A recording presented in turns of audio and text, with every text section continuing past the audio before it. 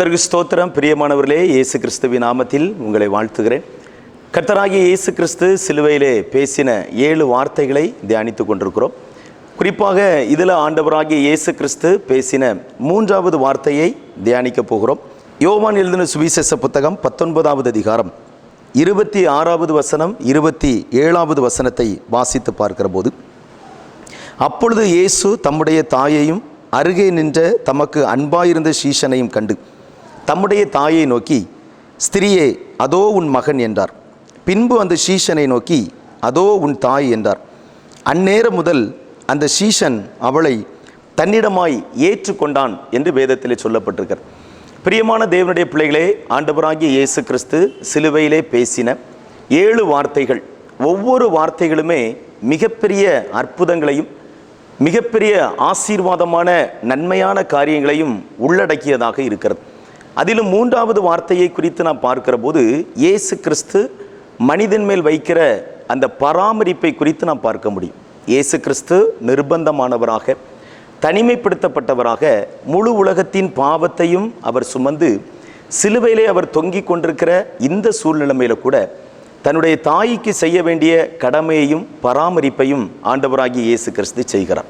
ஆம் பிரியமான தேவனுடைய பிள்ளைகளே, தேவனுடைய வசனங்களை நாம் தியானிக்கிற போது அந்த வசனங்களையும் அந்த வார்த்தைகளையும் நம்முடைய வாழ்க்கையிலே நாம் கை கொள்ளுகிற போது நம்முடைய வாழ்க்கையில் அது மிகப்பெரிய ஆசீர்வாதத்தை கொண்டு வருகிறது. பராமரிப்பு என்று சொன்னால் ஒரு அர்த்தத்தை நாம் அதிலே புரிந்து கொள்ள முடியும்.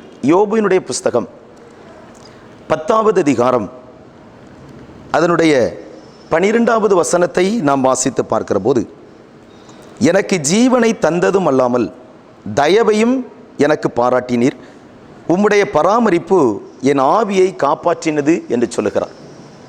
பராமரிப்பு என்று சொன்னால் ஒரு மனிதனுடைய ஜீவனை காப்பாற்றுவது. இப்பொழுது ஆண்டவராகிய இயேசு கிறிஸ்து தம்முடைய தாயை தமக்கு அன்பாயிருந்த சீஷனிடத்திலே அவர் ஒப்படைக்கிறார். அப்படியானால் இந்த சீஷன் இந்த தாயை கடைசி வரையிலும் பராமரிக்க வேண்டியதும் அவருடைய ஜீவனை காப்பாற்ற வேண்டியதும் இந்த சீஷனுடைய பொறுப்பாக இருக்கிறது. பிரியமான தேவனுடைய பிள்ளைகளே, ஆண்டவராகிய இயேசு கிறிஸ்து சிலுவையிலே இந்த 3வது வார்த்தையிலிருந்து நமக்கு கற்றுக் கொடுக்கிற பாடம் என்னவென்றால், நமக்கு தேவன் இந்த பூமியிலே தந்திருக்கிற தகப்பனையும் தாயையும் கட்டாயம் நாம் கனம் பண்ணுகிறவர்களாக இருக்க வேண்டும். உண்மையாகவே இந்த வேத வசனத்தில் இயேசு கிறிஸ்து சொல்லியிருக்கிற இந்த வார்த்தைகளை நம்முடைய இருதயத்திலே விசுவாசித்து, நாம் மட்டுமல்ல, இந்த உலகத்தில் இருக்கிற ஒவ்வொரு கிறிஸ்தவர்களுமே இந்த வார்த்தையை விசுவாசித்து இதன்படியே ஒவ்வொருவரும் தன்னுடைய தாய்க்கும் தகப்பனுக்கும் கொடுக்க வேண்டிய கனத்தை கொடுத்து அவர்கள் பராமரிக்கிறவர்களாக இருந்தால் இந்த உலகத்தில் பெற்றோருக்கான முதியோருக்கான ஒரு இல்லம் இருப்பதற்கு வாய்ப்பே இல்லை. அப்படி ஒரு ஆசீர்வாதமான வார்த்தையை தான் இயேசு கிறிஸ்து வேதத்தில் அவர் சொல்லியிருக்கிறார். நிர்பந்தமான ஒரு சூழ்நிலைமை தான், ஆனால் தன்னுடைய தாய்க்கு கொடுக்க வேண்டிய பராமரிப்பை அவர் கொடுக்கிறார். பாருங்க பிரியமான தேவனுடைய பிள்ளைகளே, இன்றைக்கு நம்முடைய வாழ்க்கையிலும் கூட இதை நாம் புரிந்து கொள்ள வேண்டும். நிச்சயமாக இந்த பூமியில் ஆண்டவர் நமக்கு தந்திருக்கிற தகப்பனையும் தாயையும் கனம் பண்ண வேண்டியதும் அவர்களை பராமரிக்க வேண்டியதும் பிள்ளைகளுடைய கடமையாக பொறுப்பாக இருக்கிறது. ஏனென்றால் எந்த பெற்றோராக இருந்தாலும் அவர்கள் கஷ்டப்படுகிறதும் உழைக்கிறதும் பிரயாசப்படுகிறதும் தன்னுடைய பலனையெல்லாம் செலவழித்து அந்த முதிர் வயதாகிற அந்த சூழ்நிலைமையில் பலத்தையெல்லாம் இழந்து தள்ளாடுகிறார்களே, இதற்கு எல்லாம் காரணம் என்னவென்றால் அந்த பிள்ளைகளை வளர்க்க வேண்டும், பிள்ளைகளை ஆளாக்க வேண்டும், அவர்களை சமுதாயத்தில் சிறந்தவர்களாக மாற்ற வேண்டும் என்பதற்காக பெற்றோர் பட்ட பாடுகள் தான். பாருங்க, இவ்வளவு பாடுகளையும் உபத்திரவங்களையும் அனுபவித்து தான் ஒவ்வொரு பெற்றோரும் தங்கள் பிள்ளைகளை வளர்க்கிறார்கள், சமுதாயத்தில் சிறந்த மனிதர்களாக அவர்களை நிறுத்துகிறார்கள். ஆனால் அவர்களுடைய கடைசி காலம் பிள்ளைகளை சார்ந்ததாகவே இருக்கிறது. இந்த காலகட்டத்தில் அவருடைய முதிர் வயதில் இந்த பெற்றோரை கனம் பண்ணணும், பராமரிக்கணும். நிச்சயமாக ஆண்டவர் நம்மை ஆசீர்வதிப்பார். இந்த பராமரிக்கிற மிகப்பெரிய பொறுப்பை யாருடைய கரத்தில் ஆண்டவர் கொடுக்கிறார், அல்லது யார்தான் இந்த வயதான காலத்தில் முதியவர்களை பராமரிக்க முடியும், அல்லது யார்தான் இப்படிப்பட்ட இயேசு கிறிஸ்துவினுடைய பராமரிப்பின் கட்டளையை நிறைவேற்ற முடியும் என்று சொன்னால், வேதத்தை நாம் வாசித்து பார்க்கிற போது இதே யோவான் 19வது அதிகாரம் அதனுடைய 26வது வசனம் இப்படி சொல்லுகிறது, அப்பொழுது இயேசு தம்முடைய தாயையும் அருகே நின்ற தமக்கு அன்பாயிருந்த சீஷனையும் கண்டு என்று வேதத்தில் சொல்லப்பட்டிருக்கிறது. இப்போ ஆண்டவராகிய இயேசு கிறிஸ்து தன்னுடைய தாயை யாரிடத்திலே அவர் ஒப்படைக்கிறார் என்று சொன்னால், தனக்கு அன்பாயிருந்த ஒரு சீஷனிடத்தில், தனக்கு அருகே நின்ற ஒரு சீஷனிடத்தில் இந்த தாயை ஒப்படைக்கிறார். இதற்கு முந்தின வேத வசனங்களை நீங்கள் வாசிக்கிற போது 25வது வசனம் சொல்லுகிறது, இயேசுவின் சிலுவையின் அருகே அவருடைய தாயும் அவருடைய தாயின் சகோதரி கிலேயோப்பா மரியாளும் மகதலேனா மரியாளும் நின்று கொண்டிருந்தார்கள். ஏற்கனவே அங்கே 2 பேர் நிற்கிறாங்க. அவர்களுடைய இடத்துல ஆண்டவர் இந்த தாயை ஒப்பு கொடுக்கவில்லை. ஆனால் தனக்கு அன்பாயிருந்த சீஷனிடத்தில் இயேசு கிறிஸ்து ஒப்பு கொடுக்கிறார். பிரியமான தேவனுடைய பிள்ளைகளே, இந்த பராமரிப்பின் பணியை யார் செய்ய முடியும்? அது நம்மை பெற்றெடுத்த பெற்றோராக இருந்தாலும் சரி, இந்த உலகத்தில் நம்ம பார்க்கிற மற்ற பிள்ளைகளால் கைவிடப்பட்ட பெற்றோராக இருந்தாலும் சரி, அவர்களை பராமரிக்க வேண்டும் என்கிற ஒரு சூழ்நிலைமை வருகிற போது இயேசுவை நேசிக்கிறவர்கள் தான் மற்றவர்களிடத்தில் அன்பு கூர்ந்து மற்றவர்களை பராமரிக்க முடியும். கிறிஸ்துவின் அன்பு எந்த மனிதனுக்குள்ளே இருக்கிறதோ அந்த மனிதன் தான் இன்னொரு மனிதனுக்கு தேவையான பராமரிப்பையும் தேவையான பாதுகாப்பையும் கொடுத்து அந்த மனிதனை இந்த உலகத்தில் பாதுகாக்க முடியும். ஆகவே கிறிஸ்துவினுடைய அன்பு நமக்குள்ள இருக்க வேண்டியது ரொம்ப முக்கியம். இயேசு கிறிஸ்துவினுடைய சிலுவை வரையிலும் இயேசு கிறிஸ்துவினுடைய தாய் இயேசு கிறிஸ்துவோடு கூட இருக்கிறார். இன்றைக்கு இந்த உலகத்தில் நம்ம எத்தனையோ பெற்றோரை பார்க்கிறோம். பிள்ளைகளோடு கூட அவங்க அதிகமான நேரம் இருக்கிறதில்ல, அந்த பிள்ளைகளோடு கூட கடைசி வரைக்கும் இருக்கிறதில்ல. எத்தனையோ சூழ்நிலைகளில் பெற்றோரை விட்டு பிரிந்து போகிற பிள்ளைகள் இருக்கிறார்கள், பிள்ளைகளை விட்டு பிரிந்து போகிற பெற்றோர் இருக்கிறாங்க. ஆனால் இயேசு கிறிஸ்துவினுடைய தாய் கடைசி வரையிலும் இயேசு கிறிஸ்துவோடு கூட இருக்கிறாங்க. அதே நேரத்தில் ஆண்டவராகிய இயேசு கிறிஸ்துவும் தன்னுடைய தாயை பராமரிக்கும்படி தனக்கு அன்பாயிருந்த சீஷனிடத்தில் ஒப்படைக்கிறார்.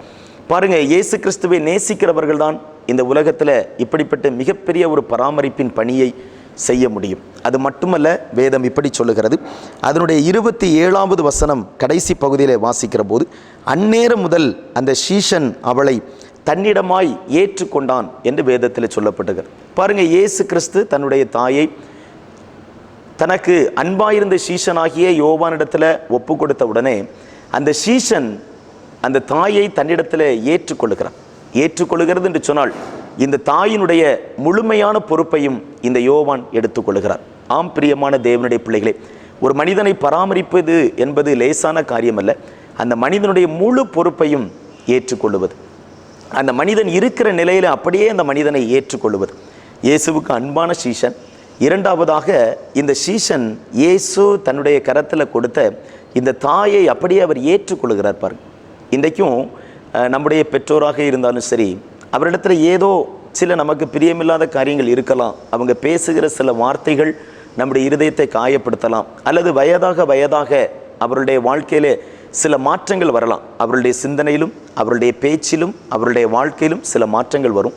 இந்த சூழ்நிலையில் இந்த வயதானவர்களை நாம் கடிந்து கொள்ளுகிறவர்களாக அல்ல, அவர்களை ஏற்றுக்கொண்டு அவர்களை பராமரிக்க வேண்டும். அப்படி செய்கிற போது தான் தேவனுடைய ஆசீர்வாதத்தை நாம் பெற்றுக்கொள்ள முடியும். இங்கே ஏற்றுக்கொள்ளுதல் என்று சொல்லுகிற போது இந்த தாயினுடைய முழு பொறுப்பையும் யோவான் அவர் எடுத்துக்கொள்கிறார். அதே போல தான் தேவனுடைய பிள்ளைகளே, இன்றைக்கு ஆண்டவராகிய இயேசு கிறிஸ்துவும் கூட இப்படி தனித்து விடப்பட்ட நிலைமையிலே இருக்கிற ஒவ்வொருவரையும் அவர் பராமரிக்க வேண்டும் என்று விரும்புகிறார். அவருக்கு பல வேதனை இருக்கிறது, சரீரத்தில் அநேக உபத்திரவங்களை அவர் அனுபவித்து கொண்டிருக்கிறார்.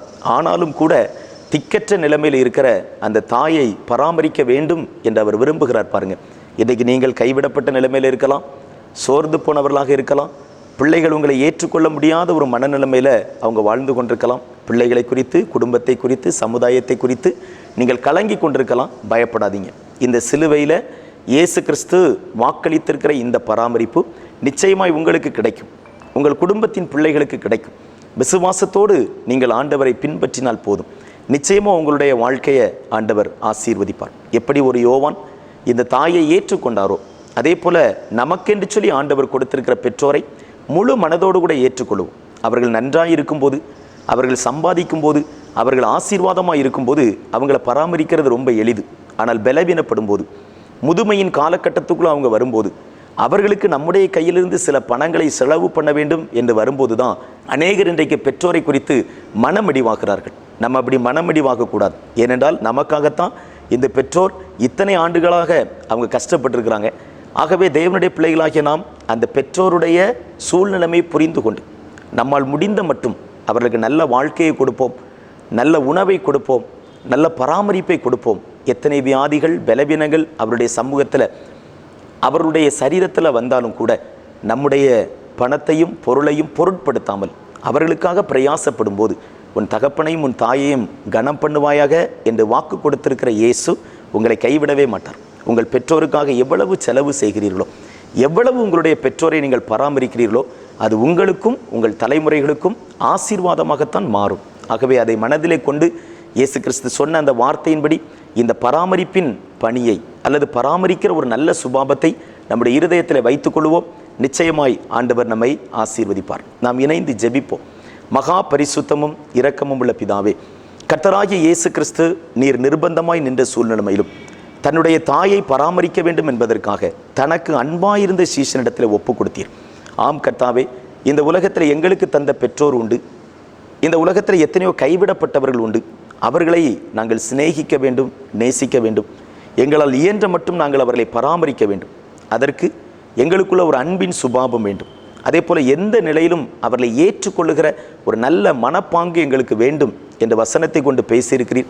இந்த வார்த்தைகளின்படியே நாங்கள் கை கொண்டு உம்முடைய சித்தத்தை நிறைவேற்ற இயேசு எப்படி சிலுவையில் அந்த பராமரிப்பின் பணியை செய்தீரோ, அதே போல் நாங்களும் இந்த உலகத்தில் திக்கற்ற கைவிடப்பட்ட நிலைமையில் இருக்கிறவர்களை பராமரிப்பதற்கு எங்களுக்கும் கிருபைதார். உம்முடைய நாமத்தை மகிமைப்படுத்தும். வசனத்தை கேட்ட ஒவ்வொருவரையும் ஆசீர்வதி. இயேசு கிறிஸ்துவின் நாமத்தில் ஜெபிக்கிறோம் பிதாவே, ஆமென்.